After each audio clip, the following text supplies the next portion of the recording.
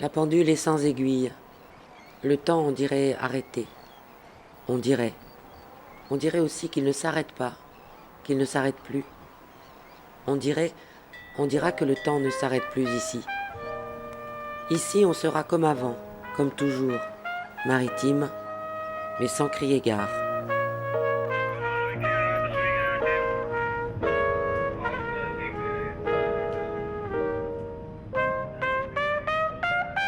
Posée sur l'océan, entre La Rochelle et l'île de Ré, la gare maritime du Môle d'Escale de La Palisse accueillait jusque dans les années 1960 et dans un cadre luxueux les passagers des paquebots en partance pour l'Amérique. Chaque année, jusqu'à 4000 passagers transitaient sur sa passerelle d'embarquement. Mais rattrapée par le fulgurant essor du transport aérien d'après-guerre, elle sera fermée et transformée en hangar à marchandises. Désormais obsolète, ce vestige de l'époque des grandes traversées transatlantiques connaît ses dernières heures avant une restructuration globale du site portuaire de La Palisse.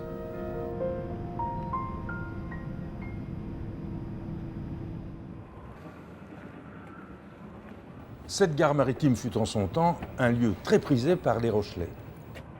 On venait ici pour pêcher, se promener, se restaurer et rêver. On l'appelait le bout du monde. L'ascenseur était une curiosité à l'époque. Ça n'a pas changé.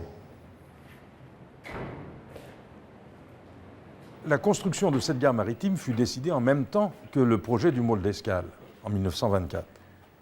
Mais en raison de la guerre, elle ne sera construite qu'en 1951 et inaugurée les 7 et 8 juin 1952, lors d'une fête de la mer.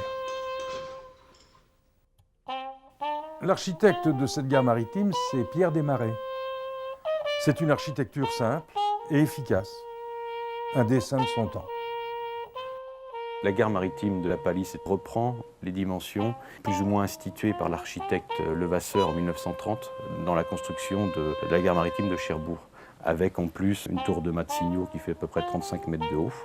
Et l'édifice, il fait 65 mètres de longueur sur 25 mètres de largeur, avec un rez-de-chaussée dédié aux marchandises ou aux trains.